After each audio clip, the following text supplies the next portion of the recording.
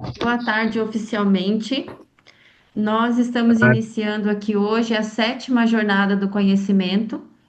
A Precesp instituiu esses encontros com o intuito de trazer para discussão os assuntos que a gente entende como as dores dos municípios que trabalham com turismo, especialmente, que são o nosso público, né? E um dos temas que a gente trouxe hoje é a questão da segurança. Então, o tema nosso de hoje é como a segurança impacta na escolha de destinos e fortalece o turismo. Obrigado, Márcio. Obrigado. Bom, primeiro agradecer a presença do público aqui que nos prestigia, né, que fica aqui nos ouvindo. Dar um abraço para a Nini, que eu acho que ela está aqui ainda, eu tô numa conexão meio precária aqui. Dar um abraço para ela, lembrar, né, que o Eu Vivi a gente lançou lá no Beta Summit de Santo Antônio do Pinhal, né? Foi um evento importantíssimo lá, bem bacana.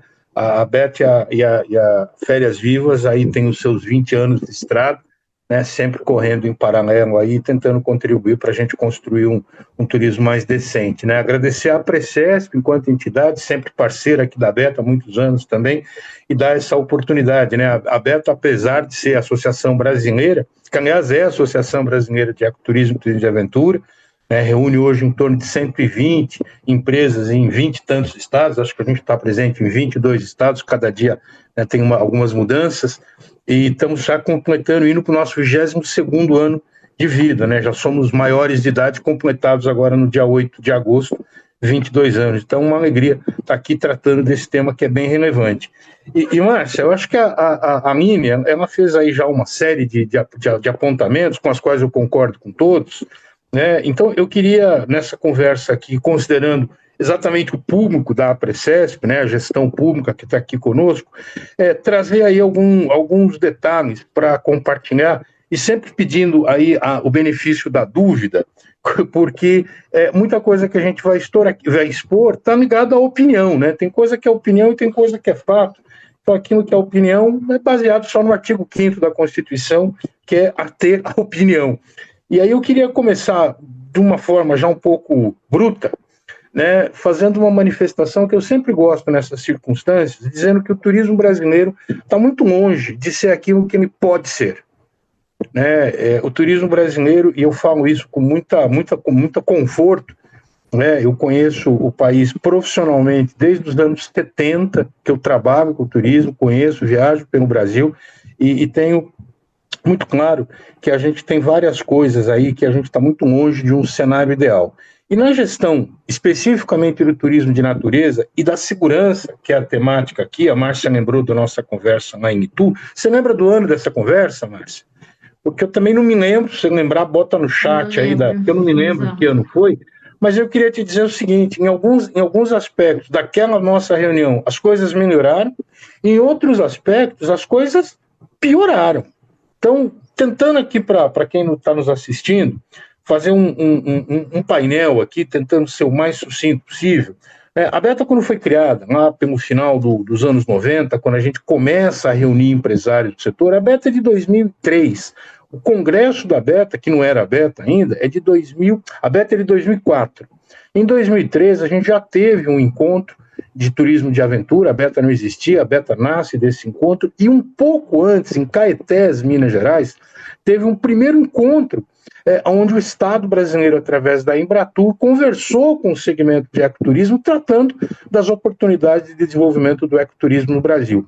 Então é uma história que já tem aí 2 décadas, e lá atrás, quando a gente começou, uma das coisas que chamava muito a atenção e foi um fator muito importante, tanto na criação do Férias Vivas quanto da Beta, que as Férias Vivas têm um acidente na sua origem, e a Beta também teve um acidente na sua Mas quem origem. tem que dizer isso é sim. É isso. Não é assim, é tipo assim, é Você tem algum microfone aberto, né? Pode seguir. O seu microfone você fechou, Luizão.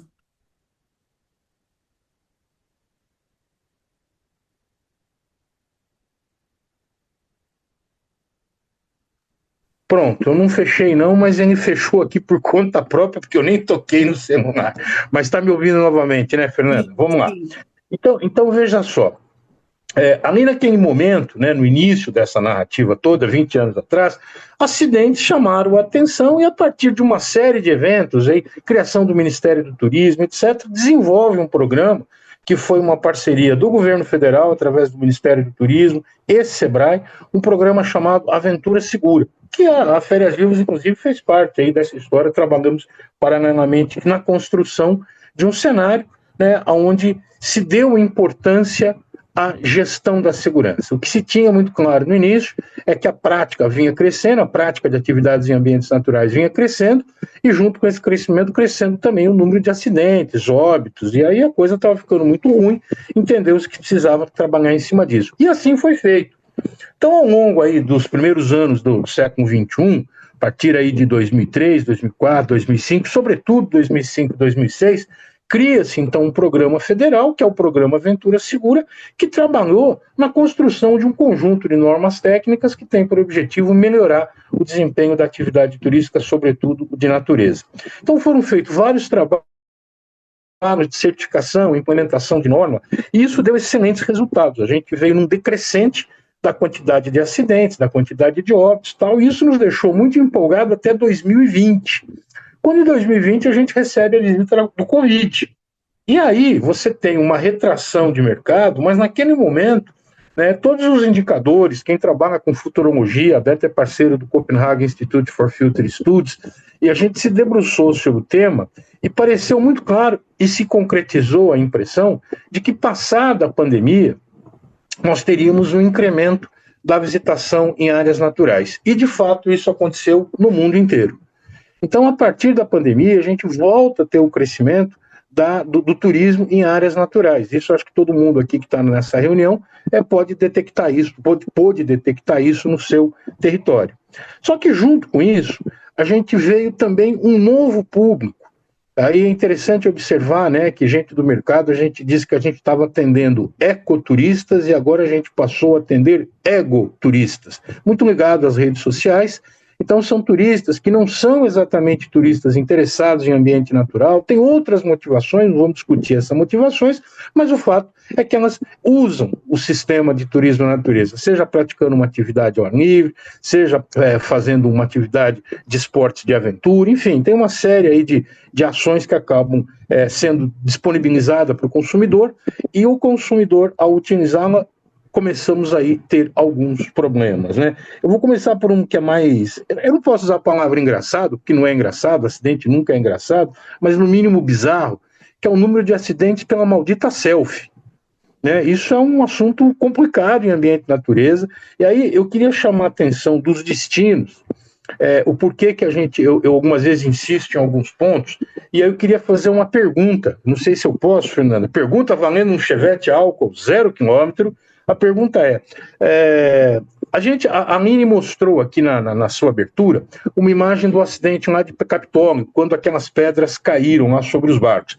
Valendo um Chevette álcool 0 km, qual é o nome da empresa que está envolvida, ou das empresas que estão envolvidas no acidente?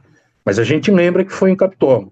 O balão que pegou fogo recentemente, que virou notícia nacional, alguém lembra o nome da companhia, o nome da empresa, mas alguém lembra o nome da cidade? Se alguém lembrar o nome da cidade, coloca no chat aí pra gente, que essa eu não contei. O que a gente quer dizer com isso? Né? Por obviedade, é o destino que acaba carregando essa marca. Então o acidente, ele é um fator aí extremamente negativo para todo mundo. A ninguém interessa o acidente, absolutamente a ninguém. E o município acaba tendo aí um papel extremamente importante na gestão da segurança brasileira. Quando houve esse último acidente, que eu não sei se colocaram aqui no chat, se lembram onde foi o acidente do balão, a gente deu aqui na Beta mais de 200 e tantas entrevistas. Fernanda, que é a nossa vice-presidente, aí a nossa estrategista de comunicação, talvez tenha o número, foram mais de 200 mesmo, isso não é força de expressão, foram mais de 200, não foi todos em Boituvas não, né? Olha como é complicado, né? Boituva acaba ficando com a fama. Boituva teve um acidente naquele mesmo mês, né, que foi um acidente com consequências menos graves, e a Fernanda está dizendo aqui que foram mais de 330 menções na mídia nacional sobre essa fala. O Carlos falou que foi Praia Grande, Santa Catarina, Luizão. Praia Grande, Santa Catarina. Carlos O Ornelas. Jaguar é abetano, né? É isso, foi Praia Grande, em Santa Catarina, e todo mundo, quer dizer, as pessoas lembram disso. Cara, mas tem um monte de empresa lá, tem um monte de atividade. Nós temos inclusive associados que nem fazem ballonismo lá e que foram profundamente impactados porque as pessoas não foram, né? Então, passeios foram cancelados. Então, o papel do destino, o município, não só o papel no sentido do que ele desempenha, mas nas consequências do desenvolvimento dessa atividade, né? Desde aquela viagem em Itu, a gente conversa com a Precesp, trabalhando justamente naquilo que é responsabilidade do poder público. Hoje tem jurisprudência, e eu queria falar um pouco sobre isso, justamente a partir do acidente do balão e dessas mais de 200 de entrevistas que a gente deu. Uma pergunta recorrente, né, a imprensa ela tem a compulsão da morte, né? Tudo que vira morte vira notícia, um negócio meio horroroso isso, mas é um fato, e aí é uma oportunidade da gente dar o nosso recado. É recorrente a pergunta do jornalista, mas, seu Luiz, nós não precisamos de uma legislação a esse respeito? Eu falei, não precisa. Porque já tem. Esse que é o ponto fundamental. A gente já tem uma legislação que é uma legislação de alta categoria. É a Lei Geral do Turismo, Código de Defesa do Consumidor, o conjunto de normas técnicas. Então você tem hoje já um conjunto, e aí esse conjunto ele não tem nos ajudado a fazer o nosso turismo tão melhor quanto a gente gostaria. Então eu queria, para pontuar aqui, trazer 3 assuntos que para nós da Beta a gente bate bumbo, a gente bate martelo, a gente toca corneta o tempo todo. A gente tem 3 problemas no nosso entendimento que afetam o desenvolvimento do turismo, sobretudo o do nosso segmento. O primeiro deles, informalidade. Ninguém tem a menor ideia, ninguém tem essa informação de qual é o real tamanho dessa indústria, porque o número de informais é absurdo. Nós fazemos seminários, acabamos de vir agora de uma rodada pelo Espírito Santo. Obrigado, Fernanda. A Fernanda ficou maluca, tadinha, ficou 20 dias viajando com a caravana aberta, não é muito fácil. A gente passou realizando 4 seminários no interior do Espírito Santo, e a gente abriu o seminário para quem não tivesse CNPJ, que está ali, está querendo se formalizar, está querendo entrar no negócio, né? Porque a gente sabe que isso é uma realidade e não adianta a gente não atuar em cima disso. Chama o informal quando a gente consegue falar com ele e mostra os benefícios da formalização, a importância, a legalidade. Então a informalidade é algo que sonega imposto, né? Ela prejudica o mercado e ela não gera benefício para ninguém, porque o sujeito que está ali informal, ele está na ilegalidade, ele não tem acesso a crédito, ele não consegue uma série de possibilidades que ele teria, e isso é muito ruim, e é muito comum, e aí me desculpe a franqueza, né, a gente ir a cidades em que tem lá inúmeras empresas que não são empresas, né, são informais, que anunciam, tem folder na prefeitura, imagina, tem folder no hotel, tá lá anunciando seus produtos, e ninguém vê. Isso é ilegalidade, o cara está vendendo um produto sem ter um alvará de funcionamento, né? Não pode. Então essa questão da informalidade, ela está diretamente ligada à segurança. Se você tem a empresa informal, como é que ela vai seguir o regramento? Não segue, nem sabe que tem o regramento. Então, esse é um ponto difícil de lidar, né, mas que a gente precisa dar atenção se nós estamos efetivamente comprometidos com a segurança.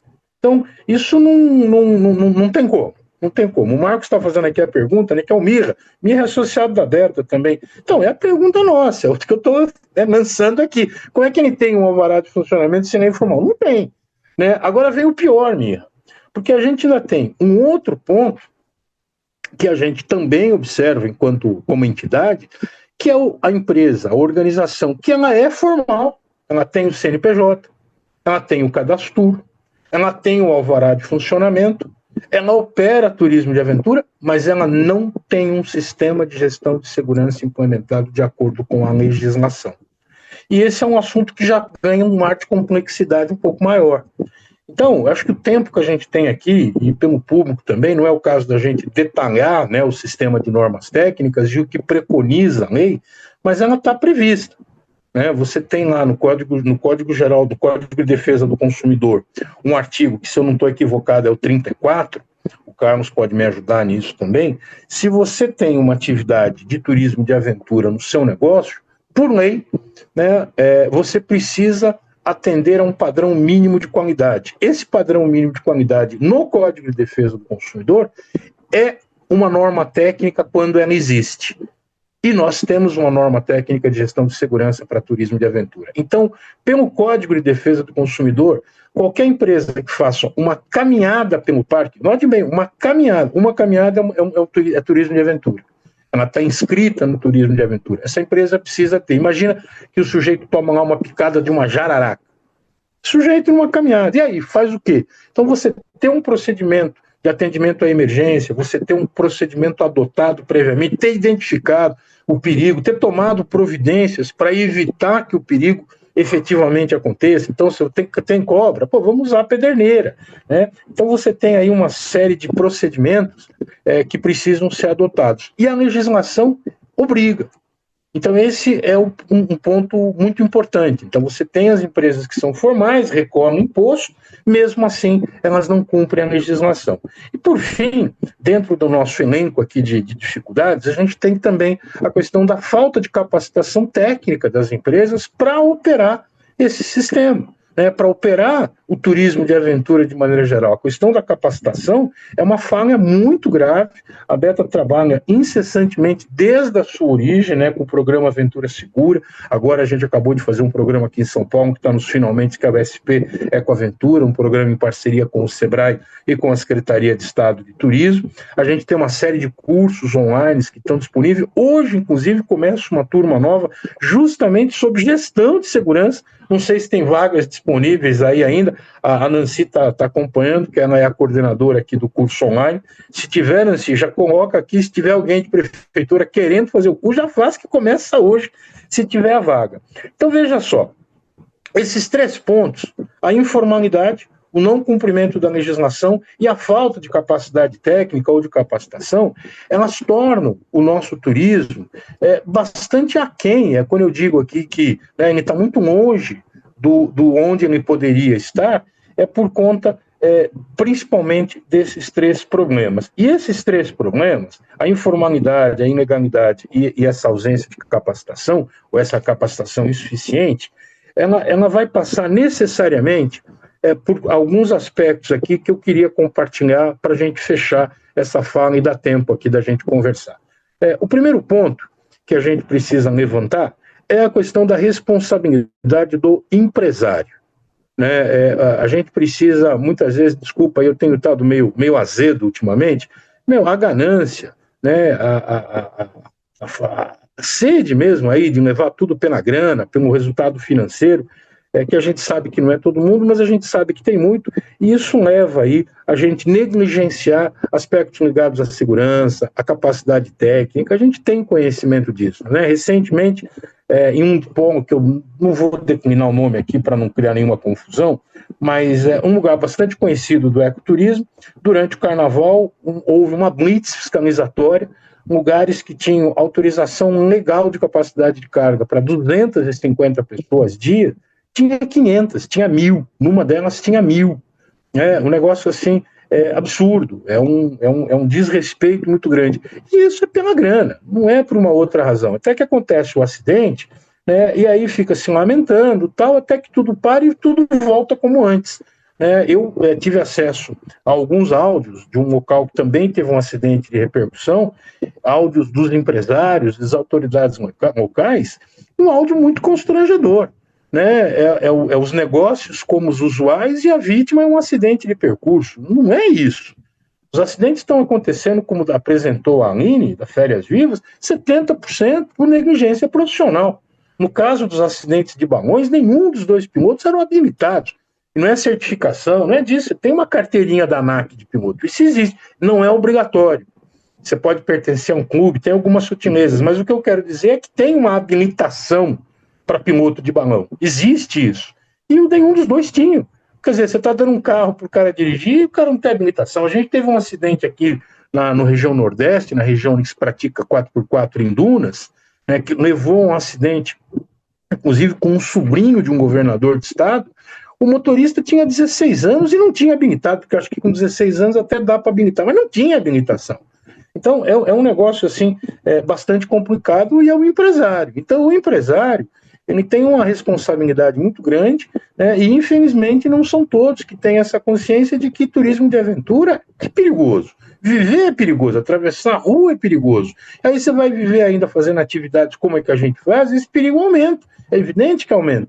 Então ele tem que acontecer no campo do imaginário, ele tem que acontecer de acordo com a regulamentação, com a legislação. Então o empresário ele é uma parte importante dessa engrenagem.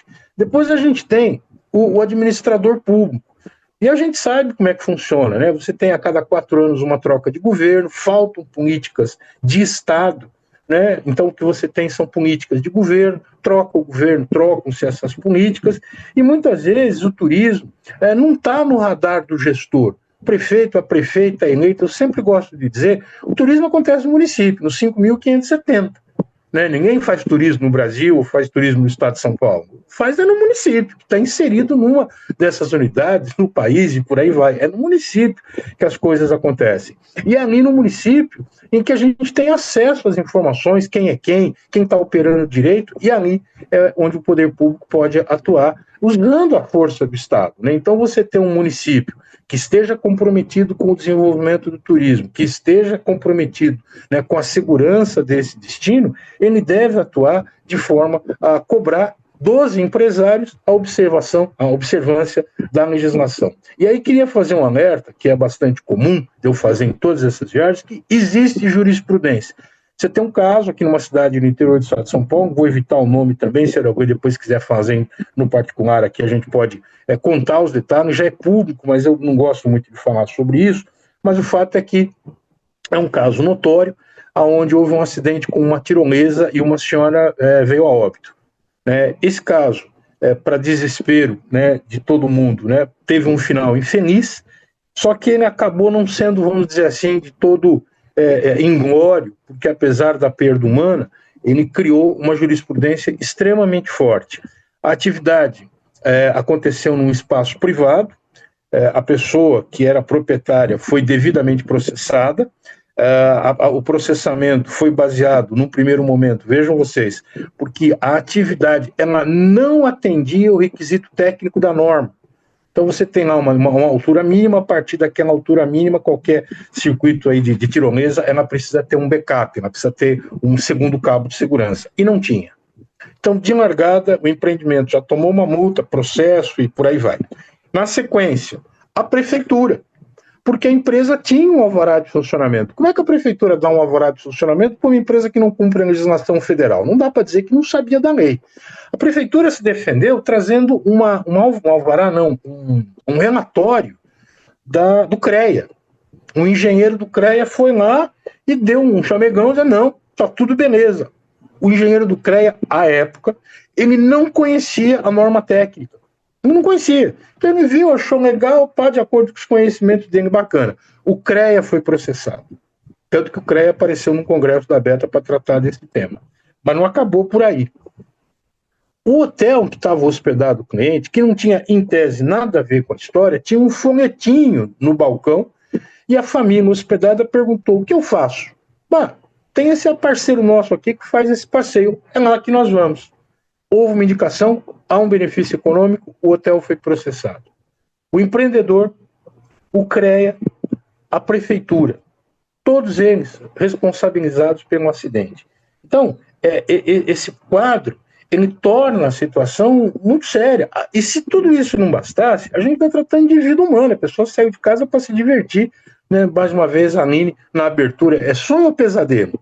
Então, isso aqui que a gente vai trabalhar. Então, o gestor público, ele realmente tem uma responsabilidade muito grande, né, na medida em que ele detém o controle de autorizar ou não o funcionamento no seu município. Aí nós temos um terceiro problema que a gente encara aqui também, que é o mercado distribuidor. As grandes companhias que trabalham com o turismo, muitas vezes estão vendendo produtos que elas mesmas desconhecem, que não cumprem a legislação. Então a Beta trabalha muito próximo da Abrastoa, trabalha muito próximo da ABAV, sempre no sentido de sensibilizar o mercado para que ao consumir, ao distribuir um produto de turismo de aventura, de ecoturismo, né, esteja muito ligado. Cavalgada. Cavalgada é um produto extremamente popular no Brasil. Todo lugar tem cavalo. pois é uma atividade que provoca muito acidente e que tem aspectos muito técnicos ligados à norma técnica que pode dar um BO complicado. O quadriciclo está se popularizando aqui no Brasil, né, provavelmente nos municípios, quem nos assiste hoje deve ter, atento.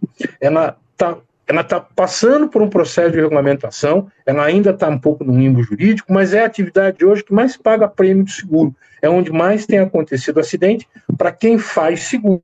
Quem não faz seguro, a gente não fica nem sabendo.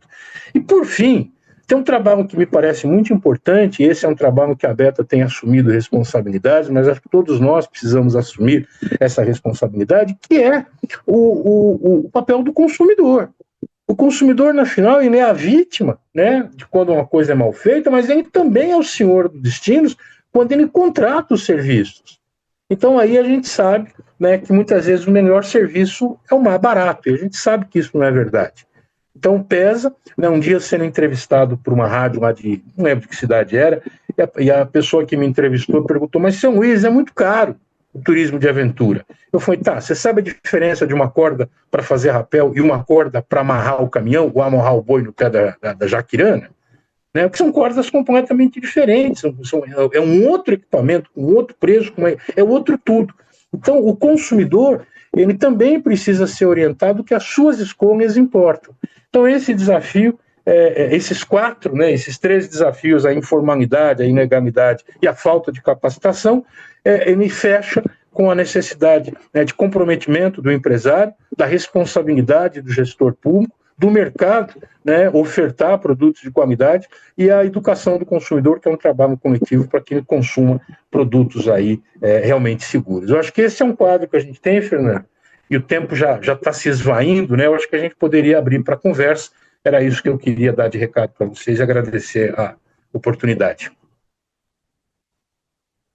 Obrigada, Luizão. Você é extremamente didático, direto e objetivo dentro do que os Obrigado. municípios e empresários precisam ouvir, né? Antes de abrir para as pessoas, eu quero colocar duas questões que foram apontadas aqui pelo Mirra e pelo Ornelas, que são Abetanos, hein? básicas. 2 abetanos. AB2 abetanos, isso aí.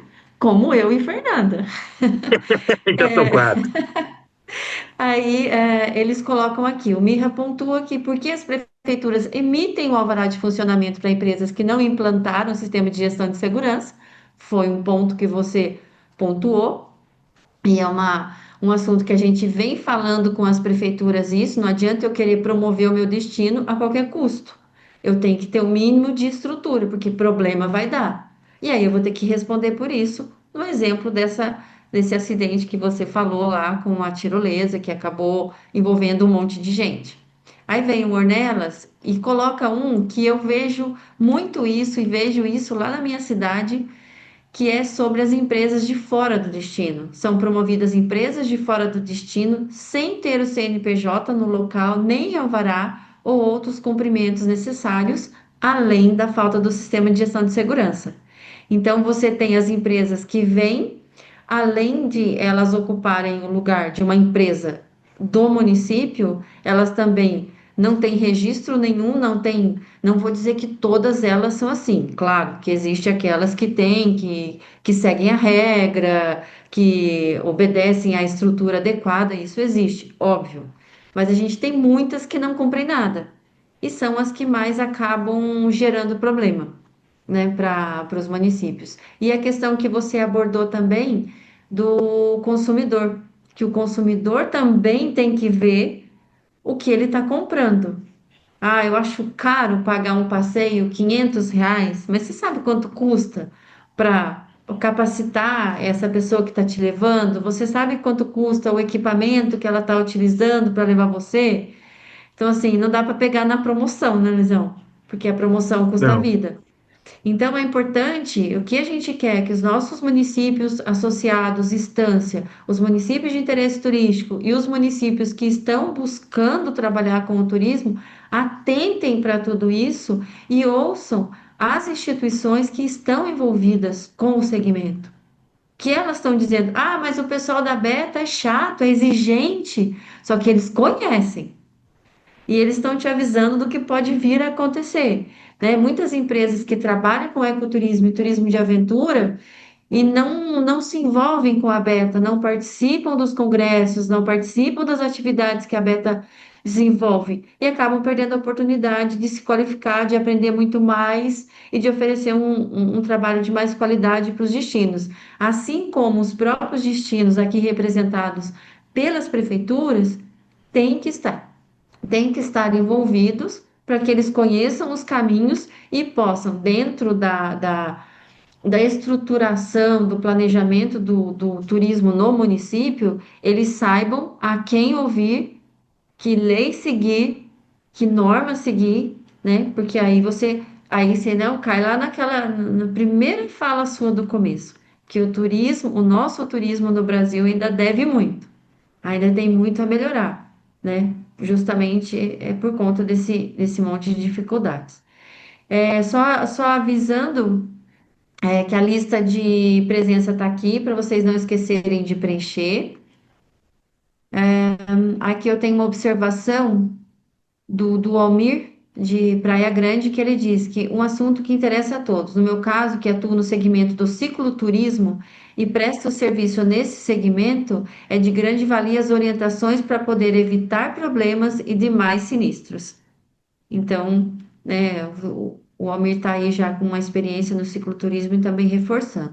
Então, eu quero abrir a palavra. O Luizão está aqui com a gente, a Aline, acho que ela precisou sair, mas o Luizão aqui com a gente. Quem quiser fazer alguma pergunta, tirar alguma dúvida com o Luizão, só levantar a mão, abrir o microfone, que a gente está aberto para vocês. A ideia é que vocês tirem as dúvidas, que vocês esclareçam as dúvidas e a gente possa sair daqui melhor informados. Melhores Ô, Márcio, informados. já pegando a palavra aqui, antes do pessoal trazer mais dúvida, né? Aí surgiram algumas questões aqui que você apresentou. A primeira delas com relação ao alvará da prefeitura, né? Que perguntaram aqui como é que a firma tem o alvará se não atende à legislação. Então, essa é a pergunta que a gente faz também, né? Então, o que a gente entende, e aí, nesse muito momento de franqueza, né? Eu acho que tem dois aspectos. Tem o primeiro, que de fato a legislação, ela, apesar de ser muito boa, ela não é ainda, e apesar de todos os nossos esforços, ela não é algo que ainda é popular. Né? Muitas vezes você chega lá, eu recentemente, né, eu vou contar aqui uma inconfidência dando nome. Eu fiz uma reunião logo no início do acidente, logo na época do acidente do balão, eu conversei com o pessoal de Boituva, porque eu tenho um sítio ali. A minha família mora na região de Peró, Boituva, ali desde a década de 40 do milênio passado. Então, um lugar que a gente está meio... E a minha irmã conhece muita gente, a gente conversou com o secretário de turismo. O secretário botou em contato, tal, a gente levou um papo, o primeiro papo. Na sequência, um trabalho que está sendo desenrolado na área de segurança, um consultor do Sebrae me ligou perguntando se eu conhecia de Boituva, porque os caras não conheciam a Beta. Falei, cara, acabei de falar com o secretário, tem um mês que eu falei com o secretário, então não é que eles não conhecem a gente, né? E o que passou? O secretário não estava envolvido na relação. Então, o que acontece? Você tem uma legislação e o poder público muitas vezes desconhece. Esse é um primeiro ponto. Tem um segundo ponto, que aí é um ponto bem mais delicado, que é o aspecto do sistema político brasileiro. Né? O sujeito que está lá disputando uma prefeitura, ele depende de votos. E não dependendo de outro lugar, você tem, vamos dizer assim, uma flexibilização. Né? Então, não atende e tal, e acaba flexibilizando. Até que a tragédia acontece. Então, essa questão do alvará não tem muita explicação. A gente está, enquanto entidade, a gente está abrindo um diálogo com o Ministério Público Federal. Porque, assim, tem uma legislação, tem que cumprir. Não tem muita discussão. Então, muda a legislação não é boa. Beleza. Né? Aí a Beta é chata. A Beta não é chata.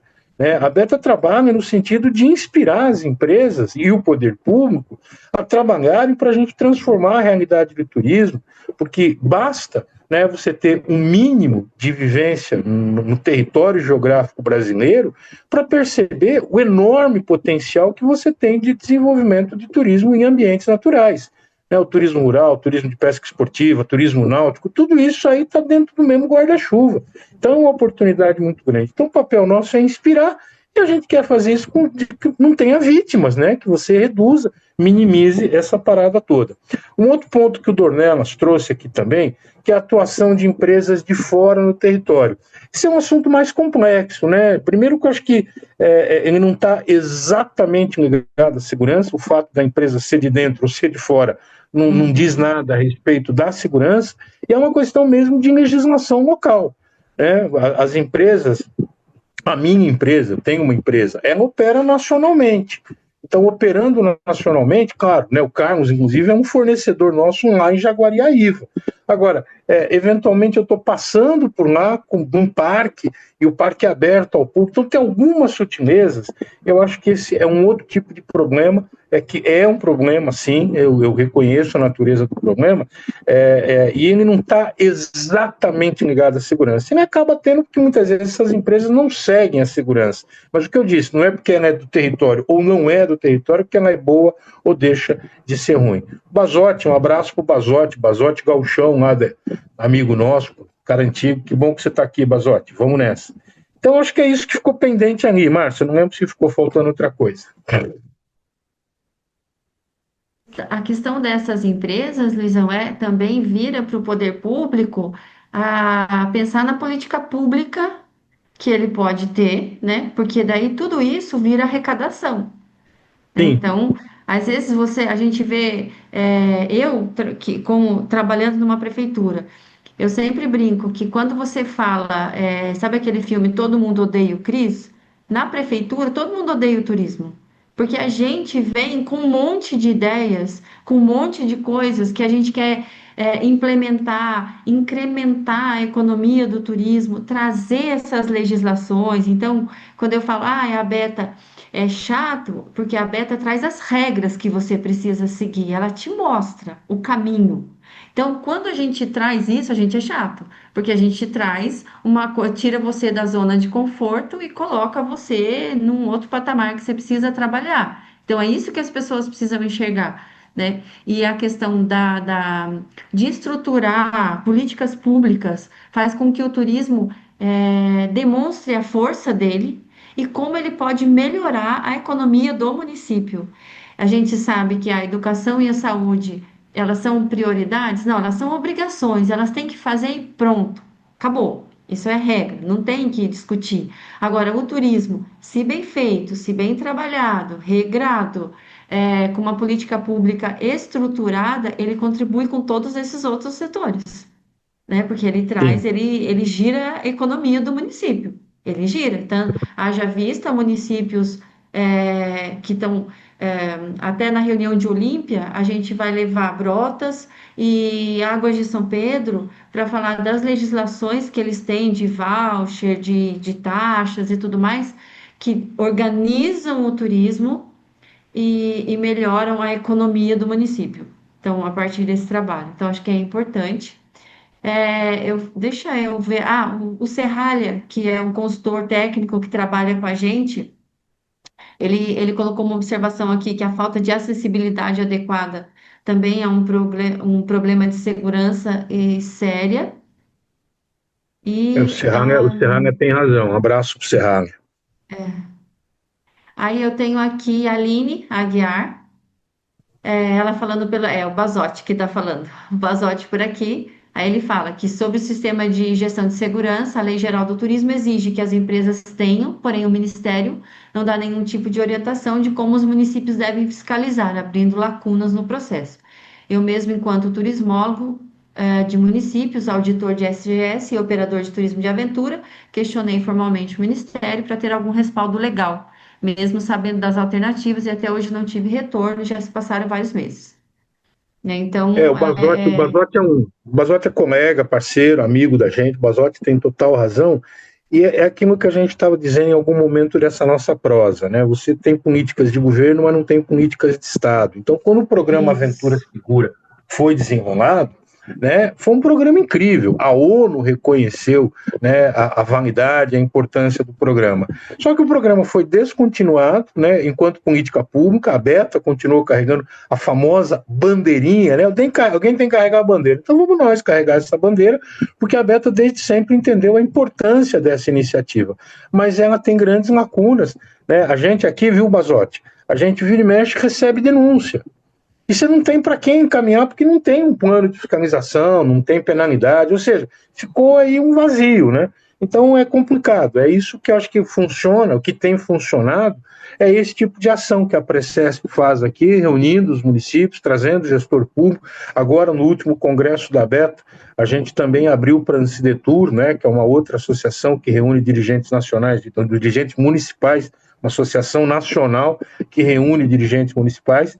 A gente está muito próximo deles, trabalhando muito na sensibilização, né, dos gestores, para que o gestor possa compreender, né, e a Beta vem pensando em alternativas para cumprir alguns vácuos que a gente tem de fato hoje que não ajudam, porque veja só, em nenhum momento a legislação exige a certificação independente.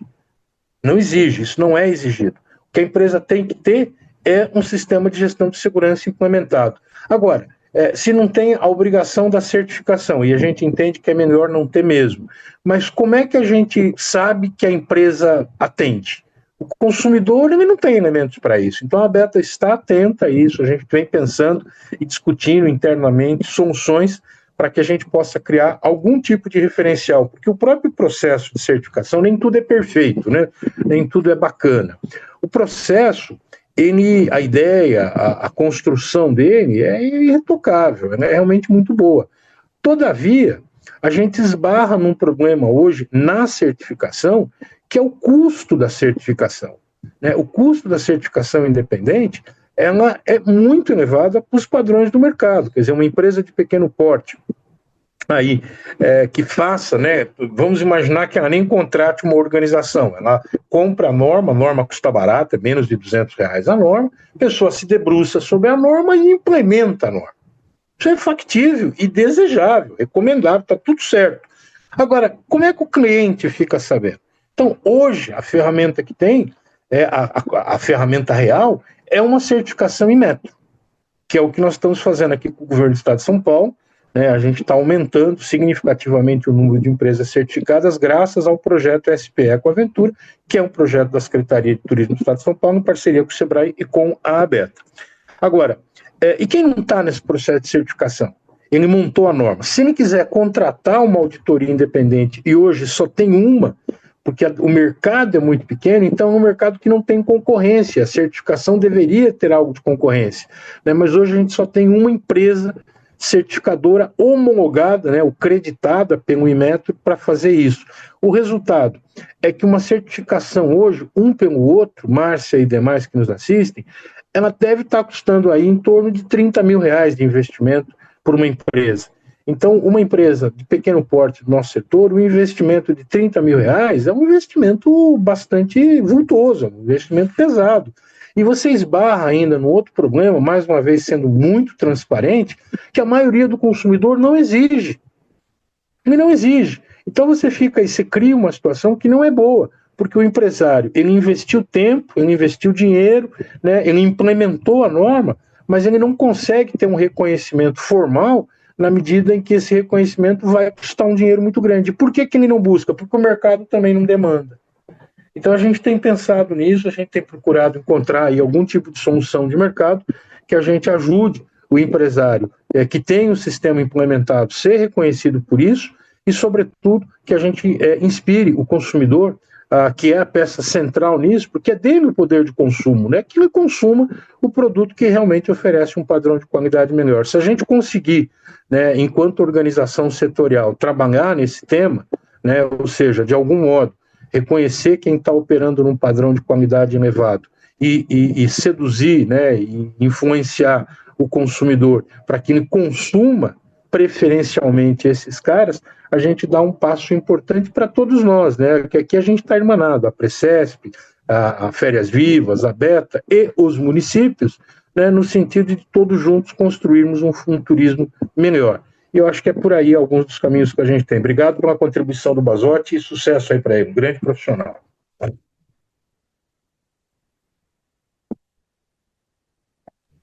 Boa tarde, Luizão. Meu nome é Marcos, eu sou diretor de turismo da Prefeitura Municipal de Ilha Solteira. Não sei se você conhece, fica no interior de São Paulo. Tudo bem? Bacana, conheço a sua cidade, viu? Quando eu vou ao Mato Grosso do Sul, de vez em quando eu vou por aí. Legal. Deixa eu te falar uma coisa. Eu também sou técnico em segurança do trabalho. E aí você citou uma situação da tirolesa lá, que no caso ela teria que ter um cabo de vida, né, com talabarte, tinha que estar com cinto e tudo mais, né? Então, nesse caso aí, ela teria que ter o que a empresa já fornece e um de segurança caso o outro venha a se romper para ela não ter ocorrido o acidente e acontecer o que aconteceu.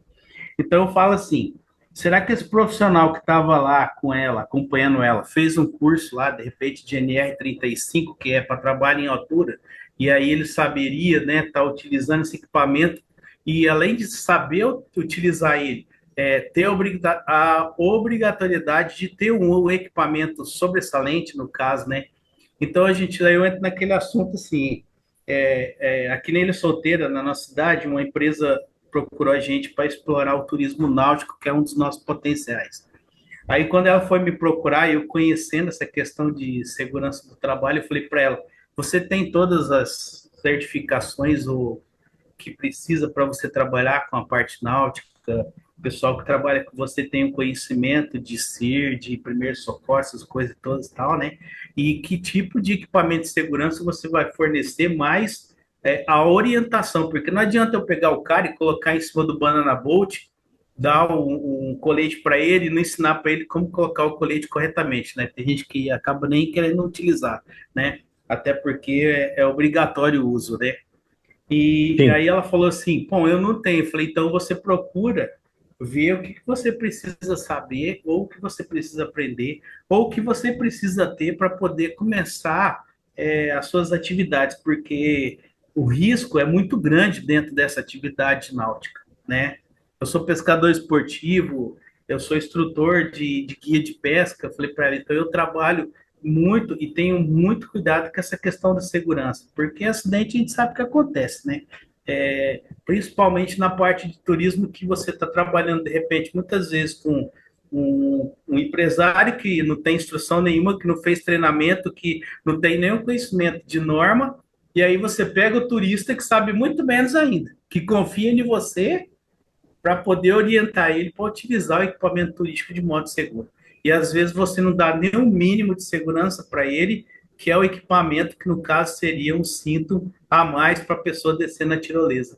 Então, é assim, eu falo porque dentro do setor privado, quando você vai prestar serviço para uma outra empresa, a legislação brasileira exige que a sua empresa cumpra um monte de normas. Ah, eu vou trabalhar em trabalho em altura acima de 1 metro, o cara tem que ter curso em NR35. Ah, eu vou trabalhar com eletricidade, tem que ter NR10 e tal. Aí quando chega na parte de turismo, não exige nada. A empresa que vai prestar serviço, ela faz qualquer coisa. E aí acontece o acidente, daí o que acontece? Aí vai para as vias de fato, que é a parte da justiça. Aí o coitado já morreu, já acidentou, já quebrou a perna, já fez o que foi, aí não adianta muita coisa, né? Então, assim, poxa, eu fico pensando, pô, o nosso próprio Ministério do Turismo tinha que estar vendo esse tipo de coisa.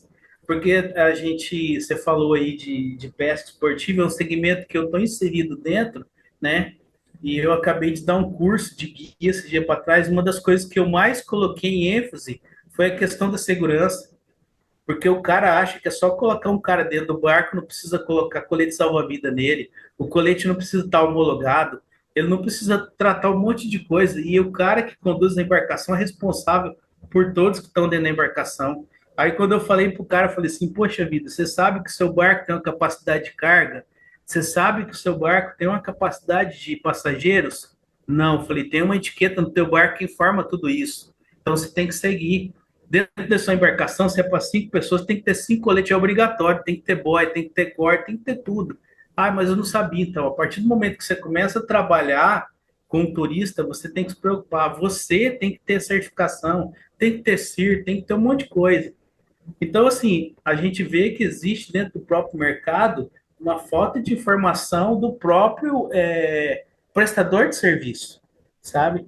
E Sim. muitas vezes o cara pensa, eu vou abrir um negócio, mas ele não procura saber. Aí quando ele vai tirar uma vara da prefeitura, ou de qualquer órgão público, o pessoal também não orienta ele nessa questão, porque eles também não conhecem, entendeu? Então, assim, eu acho que os gestores de turismo, como a gente está falando aqui, tinha que ter esse conhecimento para passar, eu vou mexer com náutica, você tem isso, né? Ah, mas não é obrigatório, mas é importante você ter, porque a segurança do teu cliente vai te evitar de ter um processo lá na frente, porque alguém sofreu um acidente, porque você deixou de observar determinadas coisas. Eu acho que isso daí é importante. É isso aí, Marcos. Então, só para a Oi, gente Marcos. fechar agora, a gente tem Pois aqui não. o comentário da Mara falando que as pessoas vão vendo que está dando certo e vão entrando na onda, mas não estão preparadas para tanto, né? Aí vem aqui, acho que é o Bozotti, que ainda está não, é a Aline Aguiar, falando que interessante que o município tenha um banner da Beta que informe, faça turismo seguro, procure uma agência certificada, isso é importante. O Tomás de São Vicente, ele fala, poderia ser estudada uma ação semelhante ao que ocorre com o Cadastur, onde o Ministério, mediante a apresentação de projeto, capacitação e comprovação de estrutura, transfere a responsabilidade de fiscalização aos municípios? Isso que o Tomás está pontuando é que na nova Lei Geral do Turismo, o Ministério abriu para construir um convênio com as prefeituras e aí fazer a fiscalização do cadastro. Quem sabe pudesse fazer essa ampliação também para fazer essa outra fiscalização, né? Porque já que o Ministério não tem braço para tanta coisa, ele pudesse certificar as empresas que fizessem essa fiscalização, né? Eu acho que são vários caminhos, viu, Márcio? Eu acho que esse é um deles, né? Eu tenho sempre uma grande preocupação, o Estado, e aí o Estado com E maiúsculo, né? Não é esse Estado, o Estado brasileiro de maneira geral, ele tem uma baixíssima capacidade de fiscalização dentro da nossa área, desde sempre, né? Eu não sou exatamente novato em turismo, então desde sempre ficou muito patente, né? O Estado ele não consegue, ele não tem braços para alcançar. E um detalhe que me parece muito importante, que eu acho que a gente pode tentar perseguir aqui, é realmente uma solução de mercado. Eu tenho lembrado muito, tenho falado muito, de algo que não tem nada a ver com turismo de aventura, que é a fabricante de pneus Michelin. A Michelin, ou Michelin, né, para a gente falar em português, é um fabricante de pneus, é isso que eles fazem. E esses caras, lá nos anos 40, esses caras descobriram que para vender pneu, o pneu tem que ser gasto. Para gastar pneu, a pessoa tem que rodar. E eles criaram um guia de viagens. O fabricante de pneu, lá nos anos 50, criou um guia de viagem, e esse guia de viagem virou uma referência, né? E a ideia deles original era que as pessoas viajassem de carro. E a partir dessa ideia, o Guia Michelin acabou criando a parada das estrelas de restaurante. Então, acho que todo mundo que está nessa reunião conhece, né, o sistema de estrelas do Guia Michelin. O Michelin deu uma estrela para um restaurante lá em São Bento, lá na Serra da Mantiqueira. Pô, cara, São Bento vai, a Marcinha ficou até feliz agora, que vai explodir a cidade, porque o cara ganhou uma estrela do guia Michelin. Olha o poder desse guia. E os caras, cara, eles simplesmente fabricam pneus. O que o cara do pneu entende de restaurante para dar uma estrela? Só que eles construíram uma história, uma narrativa, uma estrutura, maior respeito a esses caras. E aí a conclusão, que você tem hoje a opinião de uma fabricante de pneus, ela levanta ou derruba um restaurante. Olha o poder. E isso tudo não passa pela mão do Estado, né? Isso é o mercado. Para a gente ficar no mercado brasileiro, o antigo Guia Quatro Rodas, nos tempos pré-internet, era a única referência que você tinha para você viajar pelo Brasil inteiro. E do que eles viviam? De credibilidade. Então, eles trabalhavam num sistema muito interessante, a gente se dedicou aqui lá no passado, bem antes da Beta, né? Eu tive a oportunidade de estudar a metodologia do Guia Quatro Rodas, e é um método, efetivamente, com parâmetros, etc., que a gente precisa procurar. Acho que a gente tem um desafio muito grande aqui, para nós, de alguma forma, enquanto mercado, a gente conseguir efetivamente reconhecer e reconhecer publicamente as empresas, porque vale dizer, Márcia, e falando de comida, aqui apareceu o chefe Marcos Barbier, né? O Barbier, inclusive, de cerveja aqui, é o Barbier. Ô Marcos, bom você estar com a gente aqui, mas é importante a gente dizer, né, que apesar de tudo que a gente está dizendo, falando aqui, meio indignado, coisa e tal, o Brasil dispõe de uma quantidade expressiva de empresas que operam com padrões de qualidades excelentes. Isso existe. Né? O que a gente está imaginando é que o mercado é enorme, ninguém, como eu te disse, tem noção do tamanho do mercado, né? A grande maioria não fazem parte dessa elite de gestão, mas o Brasil, até pelo próprio tamanho, é uma quantidade bem expressiva de empresas que realmente trabalham no padrão de excelência. O selo ABNT, né, o selo Inmetro, sem sombra de dúvida, é o melhor que a gente tem, mas a gente entende que precisamos desenvolver outros caminhos, seja através do cadastro do governo federal, seja através de algumas outras iniciativas, enfim, de alguma forma que a gente possa reconhecer o trabalho empresarial que trabalha no sentido de cumprir a legislação, proporcionar boas experiências e salvar vidas, porque no fundo é disso que se trata. Luizão, O Marcos quer fazer. Diga lá, Fê. só para comentar, né? Eu acho que, por exemplo, isso, o que a gente pode ajudar nisso, e é o que a gente está tentando fazer, né, até com essa jornada, é assim, eu acho que as empresas que trabalham com ecoturismo e turismo de aventura serem afiliadas à Beta já é um meio caminho andado, né? Porque elas É um têm. caminho. Porque tem essa orientação, tem essa capacitação, de certa forma, né? Estará envolvida nessa rede de segurança, que envolve toda essa questão de segurança, e dentro disso a Precesp também vai logo fazer um mapeamento das empresas que trabalham com esse setor de turismo de aventura e ecoturismo, até para a gente Junto com a tentar, Beta, né, Fer? junto com a Beta, então, mas até isso, a gente vai fazer esse mapeamento até para, junto com a Beta, tentar minimizar essas questões, né? A gente tá pensando junto nisso há muito tempo. A gente piorou, Sim. mas eu acho que a gente piorou para a gente melhorar de uma vez, quem sabe. Eu Mas acho que é assim também, né? Você é, volta para dar um impulso para frente. Acho que é exato. isso. Então eu acho que essa afiliação de todas essas empresas, de toda essa cadeia, a Beta minimiza muitos riscos, né? Até por isso a gente é Até porque o parceiro da processo de Beta. ingresso, viu, Fernando? E o processo de ingresso hoje, né, você, entre outras coisas, né, você tem um questionário aí com mais de 40 perguntas que o empreendedor tem que responder, são todas de função obrigatória, né, tem que responder, e além do trabalho que a gente faz aqui, porque muitas vezes o que a gente entende é que a empresa ela não está num grau de maturidade suficiente para efetivamente ser sócia, né, fazer parte formal da entidade. E o que nós temos nesse sentido? Primeiro, que a entidade é uma entidade 100% aberta. Nós temos hoje alguns associados que ficaram 5 anos zanzando em volta antes de se filiar de vez. E a gente não acha isso ruim, não, porque a gente dispõe de uma biblioteca de referência, são mais de 17 volumes, sobre diferentes temas, inclusive sobre gestão de segurança, que são absolutamente gratuitos, não precisa ser sócio, não precisa fazer nada, é só botar um e-mail válido lá e baixar os arquivos. Então a gente tem trabalhado muito nisso. Seminários, né, esses eventos que a gente participa, os seminários da Beta, né, o Beta Conecta, é um seminário hoje que eu sou muito fã desse trabalho, são 3 dias em cada território, né, uma equipe de no mínimo 6 a 7 pessoas, a última, agora a gente viajou com um grupo de 9 pessoas, então é um grupo multidisciplinar que faz aí uma operação que não é profunda, não dá para em 3 dias a gente tratar de 5, 6 assuntos de forma profunda, é mentira, não vamos fazer isso, mas a gente traz muita sensibilização e aponta caminhos, né? Eu gosto muito de dizer que a gente tira o véu. É muito comum, a gente tem muito depoimento aqui, não é pouco não, viu? Vocês podem ver isso na internet, tem umas coisas muito engraçadas que o cara chega no nosso evento achando que está por cima da carne seca, então, não, eu estou bem nessa parada. E quando o cara termina o evento, ele descobre que ele não estava tão bem quanto ele imaginava que tivesse, né? E isso é muito positivo.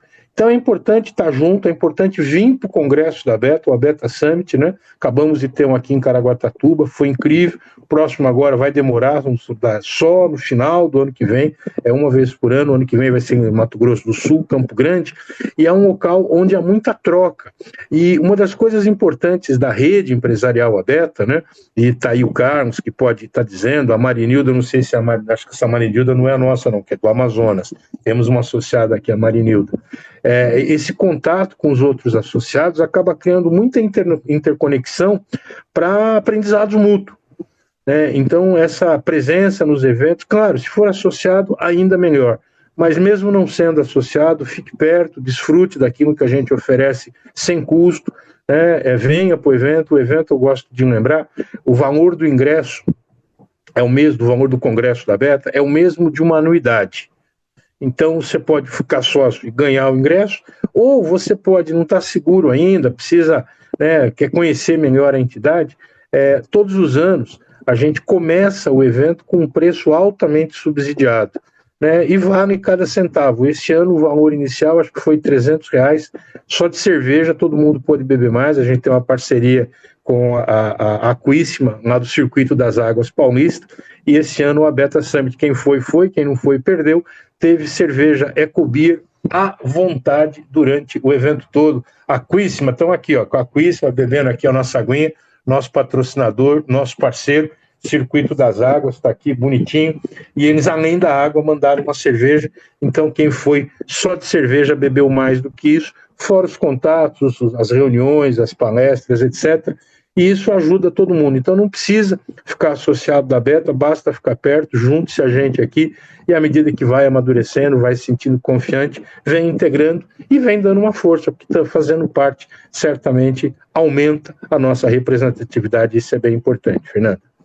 Luizão, só para a gente finalizar, tem um assunto que você não pode deixar de falar, que foi uma repercussão enorme, que foi o acidente daquela moça, que a gente conversou, aquela moça que caiu lá e ficou e tudo mais. Eu queria que você desse a visão da Beta com relação à empresa que prestou o serviço e também a escolha dela, qual a visão da Beta para tudo isso. Eu escrevi um artigo para a revista O Eco, né? Não sei se os que estão aqui, não sei nem se eu tenho um link, não sei se a Nancy que está nos vendo, ouvindo aqui também, tem um link dessa edição, ou a Fernanda, se tiver, coloca um link aqui para quem quiser ler a matéria, que é uma matéria não extensa, né? Mas é uma matéria onde eu coloco meus pontos, e só fazer um handicap aqui também. Eu vou falar muito, não exatamente agora, dá um desconto na Beta, né, da fala institucional, e eu vou me permitir aqui fazer um comentário que é meio a Beta, mas também tem um lado que é mais pessoal, né? Então eu vou tentar meio que reproduzir o tema, começando pela parte que me parece mais delicada aqui, né? O turista, no mais das vezes, ele é a parte hipossuficiente, né? Ela não detém conhecimento para fazer as escolhas apropriadas. Eu volto na questão da corda de rapel. Você contratou um serviço de rapel, beleza, dá para lá, beleza, desce a paredinha, coisa assim, do rapel de 20 metros e tal. Aquela corda é apropriada? O turista não sabe. Ele realmente não sabe. E não é o mesmo tipo de corda. A corda para amarrar carga é uma, carga para fazer rapel é outra. Corda, né, o cabo de alpinismo é uma outra coisa. Alguém aqui sabe, quem é especialista sabe, que a corda de alpinismo, que a corda de atividade, ela precisa descansar. Descansar. Né? A gente tem associado que opera técnicas verticais que tem 4 sets de cordas. Você usa um na segunda, que descansa no outro dia. Na terça entra outro, na quarta entra outro, na quinta, na sexta, que trabalhou na segunda, volta a trabalhar. As pessoas não sabem disso, não tem como saber. Então, veja, esse é o primeiro ponto em defesa, acho que é Juliana, né, o nome da vítima lá, da menina que teve o acidente, né, acidente dramático, negócio chato para chuchu. Então, o primeiro ponto é isso, ela não dispõe desse conhecimento. Segundo ponto, a empresa, e aí volto no que eu falei lá, da informalidade e da ilegalidade. A empresa que a contratou era uma empresa que estava banida pelo sistema indonésio, né, ele não poderia fazer isso. a menina não teve acesso, e esse acesso não é facultado, não é algo simples, você não tem uma lista negra, você tem que entrar no sistema de governo, buscar informação no Ministério do Turismo, da Indonésia, não tem. Então, ela acaba ficando refém do próprio mercado, é o que está ali no mercado. No caso específico dela, ela estava fazendo um mochilão, né? Eu já fiz mochilão, muitos de nós aqui já fizemos. Quando você faz mochilão, no mais das vezes, eu não estou assumindo que é isso, mas no mais das vezes é uma viagem que você vai com um orçamento mais arrochado. Inclusive é por isso que ele se chama mochilão, né? Você vai com uma maior flexibilidade, e eu já fiz muito disso e vou assumir, né? Em uma dessas viagens, já fiz mochilão na Índia, no Nepal, já fiz no Peru, já fiz no México, e você vai buscando realmente aquilo que cabe no seu orçamento. Então, de fato, você acaba ficando muitas vezes refém dessa ausência de informação e de uma circunstância. Então, veja, eu acho que isso, né, é parte da vida, né? Você tá saindo em viagem, está sujeito a riscos e coisa e tal. O que nós tivemos ali foram uma combinação de alguns fatores. O primeiro é essa insuficiência que o turista tem, que é o que a gente tenta trabalhar aqui, é o desafio, né? Então, é bastante complicado, a gente não pode colocar aí a vítima como responsável por isso, porque definitivamente não é. Ela fez aquilo que achava que era certo de fazer. Esse é o primeiro ponto. O segundo ponto é que, de fato, a gente intui, né, pode concluir que as escolhas feitas no modelo de viagem que ela estava usando acabam, no mais das vezes, levando a consumo de produtos que são, né, muitas vezes mais baratos, e isso pode acabar custando caro. E, por fim, e um terceiro e último ponto, que eu acho que é o que dramatizou mais a situação, é realmente a situação específica de onde ela estava. Ela foi num vulcão, eu já escalei vulcão, subi vulcão Vila Rica aqui no Chile, é uma parada bastante complicada, né? Não é uma atividade nada fácil, é bem complicado, e ela fazendo isso numa região que é uma região tropical. Então você tem aí o Vila Rica, ele está numa região temperada, ele está bem ao sul do Chile, né? O vulcão que ela subiu na Indonésia está na região tropical. Então ali você tem chuvas torrenciais, ela estava acima de 3.000 metros, a temperatura é muito baixa, como o Pico Neblina aqui, e aí a situação dela no acidente foi realmente muito dramático, e as redes sociais hoje tornam o mundo um espetáculo, né, em tempo real no mundo inteiro. E aí sensibilizou, né, uma parcela significativamente do mundo. Eu não sei se o fenômeno aconteceu todo no mundo todo. Aqui no Brasil, eu como não tenho redes sociais, eu não acompanho esse movimento, eu levei uns 15 dias para saber o que estava acontecendo. Mas quando eu soube, eu fiquei muito impressionado, né, com o alcance da ação.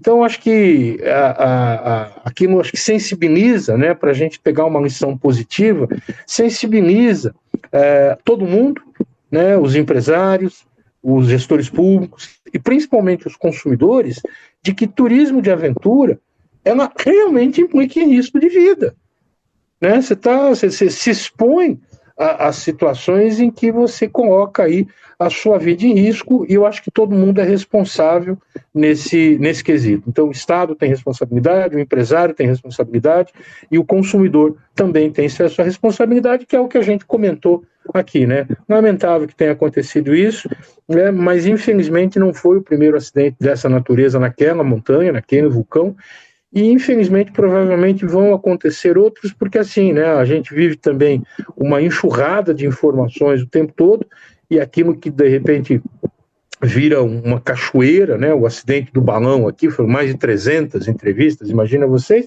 e daqui a pouco está todo mundo de novo esquecendo o assunto, e vai surgir, o balão está em moda no Brasil, é uma atividade relativamente simples, e eu espero que eu erre aqui no meu prognóstico, mas da forma que eu tenho visto o balonismo crescer, eu temo de que a gente possa, num futuro não muito distante, voltar a ter alguns acidentes assim bem desagradáveis, e, né, não torço para que isso aconteça, mas me preocupo, porque realmente é algo muito simples, cara. Infelizmente a gente ouviu relatos de balões que estão sendo construídos em fundo de quintal, gente que está largando a agricultura para se dedicar ao balonismo, porque é altamente rentável, gera muito caixa no final de semana, e aí a força da grana, né, como disse o poeta, da força da grana que destrói coisas belas, a gente, em busca de um lucro fácil, muitas vezes, né, e eu disse aqui, o empresário tem muita responsabilidade, negligencia e acaba oferecendo aí, sem grandes punições, né, produtos que não deveriam ser ofertados aí à sociedade brasileira.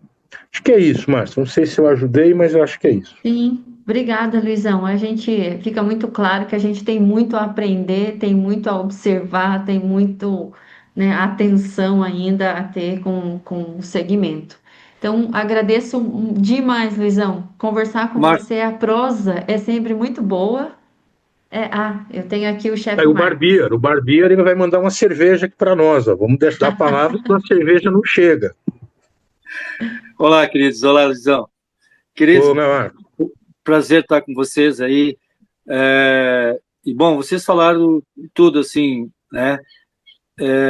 Eu sou chefe de cozinha, tenho restaurante, né? Mas depois que eu vi que eu tinha que botar meu nome, saiu o nome de Sônia lá, eu acho, foi eu que dei a ideia de... Eu acho que já deve existir isso aí, né? Que a Beta, na página dela, tivesse esses materiais, que eu pudesse ter esse material e quando as pessoas chegassem no meu restaurante, tenha isso, olha, faça um passeio seguro, né? E nós temos aqui na região o Josemar Cortesini, que eu acho que é o cara que mais dá cursos aqui, né? Da minha família, o meu filho já fez, e inclusive, através desses cursos, ele já até ajudou pessoas em situações assim. Hoje ele está no Egito. E a gente eu estou participando porque a gente sabe que a gente faz parte de um todo, né? Esses acidentes, as coisas que aconteceu com o balão lá, depois com a menina aqui, que aí foi uma imprudência dos pais, né?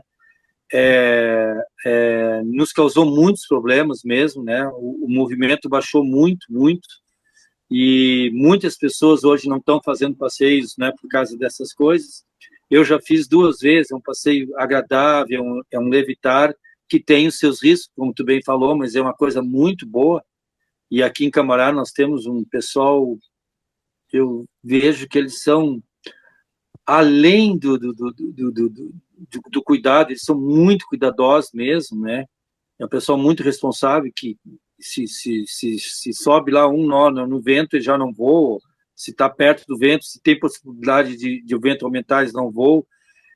Mas eu acho importante que a gente seja uma cadeia realmente, que além das pessoas que guiam os grupos para as experiências na natureza, né, mas que todo o trade, né, quem é de restaurante, quem é de pouso, todos eles também tenham essa visão de que é importante informar as pessoas, porque vocês bem falaram, né? Às vezes as pessoas não têm ideia que uma corda, eu nunca tinha escutado essa história da corda, do estresse, que ela precisa repousar, né? E a gente, podendo ter essas informações, a gente pode passar isso para as pessoas e também ajudar para que se evite acidentes, né? Para que as pessoas possam viajar, porque o acidente, ele, bom, é danoso pelas vidas que se perde, por pessoas que perdem capacidades, né, físicas, né? E por quem empreende e por quem está no entorno, né? Então, acho importante, eu acho que vocês sempre podiam fazer a chamada além de quem trabalha com guiamento, né? Mas para quem faz parte dos trades, né?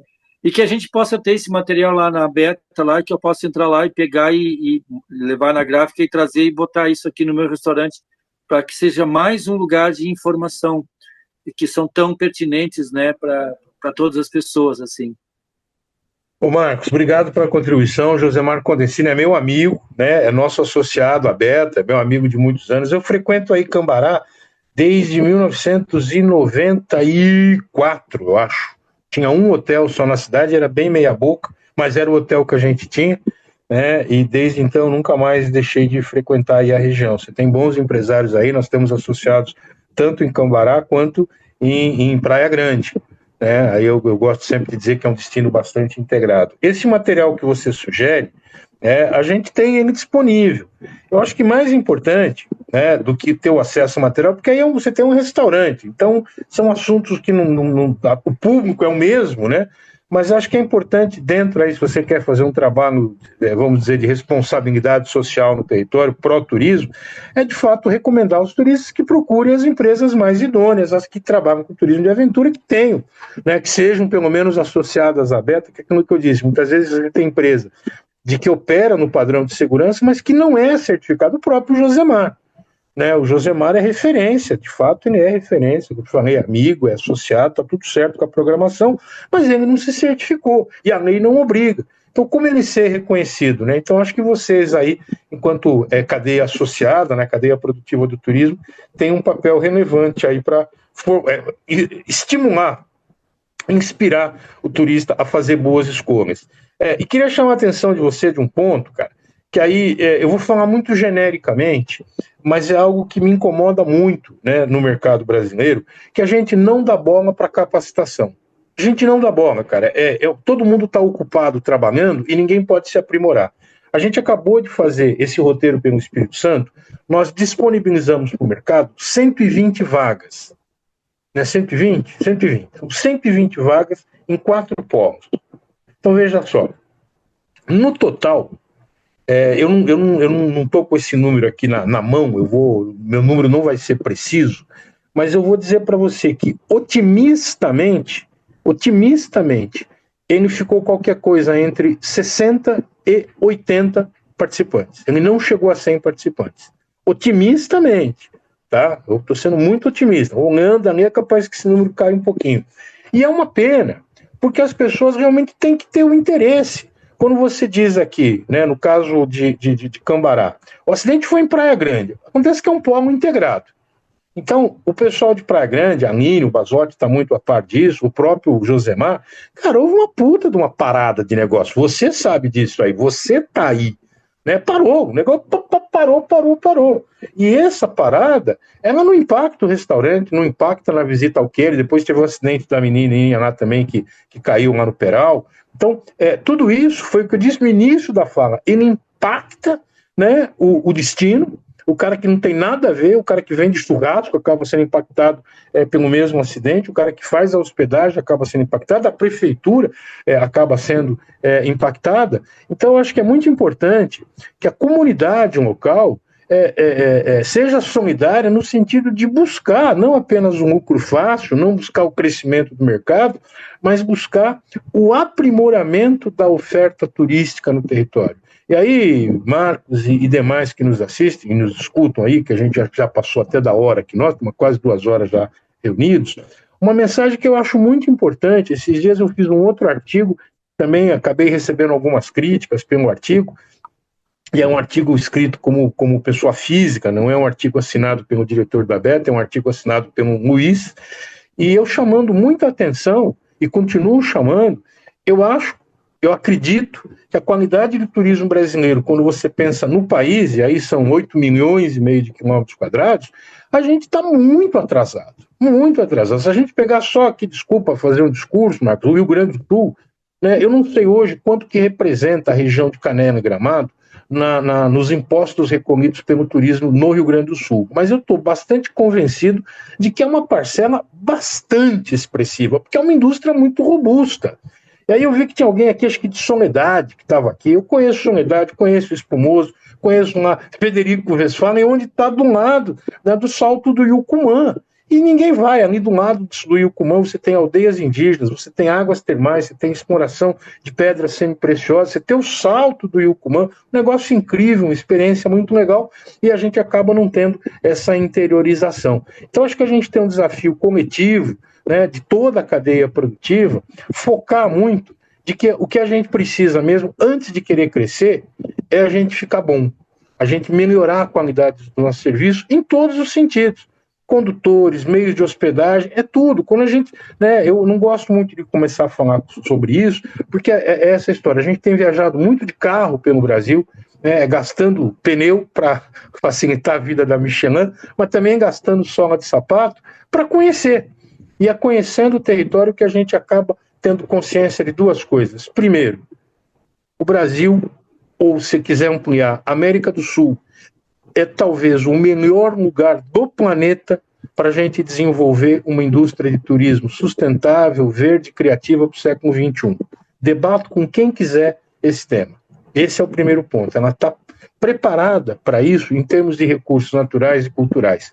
Mas, ao mesmo tempo, ela é uma indústria que não amadureceu e se profissionalizou de forma suficiente para que a gente possa fazer desse potencial uma realidade. E eu acredito que, se nós quisermos fazer isso, o primeiro passo é a gente admitir que a gente não é tão bom quanto a gente pensa, e o segundo passo é ter consciência de que isso leva tempo. Você não vai fazer no mandato de 4 anos de nenhum presidente, de nenhum governador e de nenhum prefeito, ou de prefeito, governador e presidenta. E você também não vai fazer nos 8 anos de mandato de um senador ou de uma senadora. Isso é um trabalho que leva tempo. Como eu te disse, eu conheço a sua região, falando especificamente com você, Marco, desde 94, reconheço, nossa, o quanto ela já mudou, mas também sei que ela tem ainda muito por melhorar. Então, esse processo, cara, é o que move a Beta, é o que nos move. Então, vamos fazer junto. Que bom que você está aqui, que bom que você está preocupado com isso, né? E vamos em frente, conta com a Beta aqui no que puder fazer. Em breve devemos estar aí no território, viu? A gente está com umas agendas aí no Sul, vou ver se nesse final de ano eu consigo dar uma passada. É um prazer, é meu convidado. Bom, a gente vai se encontrar no Festures, né?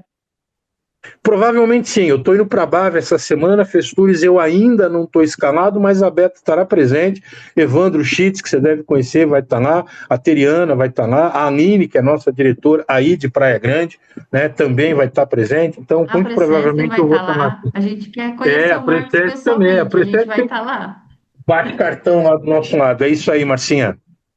Obrigada, e outra coisa, pessoal, eu acho que um desses momentos, esse é um assunto muito importante, muito assim, falar com o pessoal do Festures, com a Marta Roça, e pedir não um espaço, mas pedir uma atenção que, assim como eles todos os anos eles fazem homenagem a um país, né? Esse ano nós temos um projeto aqui, eu e minha esposa, um projeto social de envolvimento, assim, né, sustentável também com crianças, né, nós temos hoje uma camerata de harpas, e nós somos escolhidos para o lançamento da Festures em Porto Alegre, né, hoje nós temos, como o pessoal diz aqui, nós temos a maior concentração de harpas do mundo, uma harpa para cada 1.000 pessoas, e aí eles sempre homenageiam, né, eu não me lembro qual é o país que eles vão homenagear agora, e eles sempre homenageiam um país, mas que eles também pudessem fazer, além de uma homenagem a um país, fazer uma referência tipo a Beta, que todo mundo, né, a gente podia fazer, eu me voluntario também, eu acho sempre desses momentos, dessas aulas, desses momentos de trocas, eu acho que sempre cada um de nós tem que ter a tarefa. Isso aqui nós temos que sair com uma tarefa daqui, fazer alguma coisa a mais do que a gente está fazendo, né? E que se a gente, de repente, pudesse no Festures, ter um material que a gente pudesse ir de banca, de stand em stand, botando alguma coisa da Beta ali, né? Que as pessoas pudessem ler o QR Code e dizer assim, olha, faça turismo seguro, né? Contrate um certificado da Beta, alguma coisa assim, alguma coisa que, eu sei que vocês fazem bastante coisa, mas eu só estou assim, me colocando, a gente vai estar lá de novo, né? E a gente... Obrigado, Marcos. Se colocando para que isso aconteça.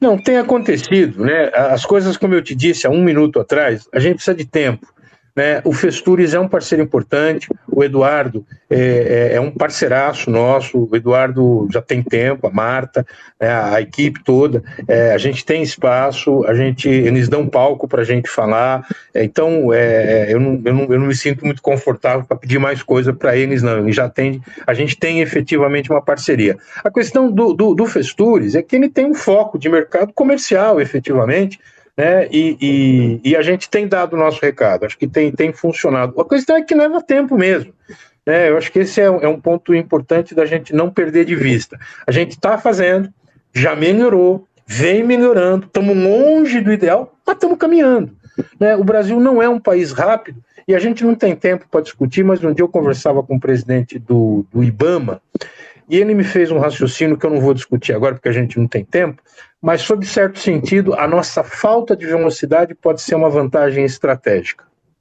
Mas esse é um outro assunto aqui, então a gente está andando. Eu continuo, né, com a crença inabalável que a natureza brasileira e a cultura brasileira, se nós tivermos competência, e eu acredito que a gente tem, e nos dermos um tempo e seriedade, a gente realmente tem condições de construir uma indústria turística de referência global que a sociedade possa ter orgulho dela.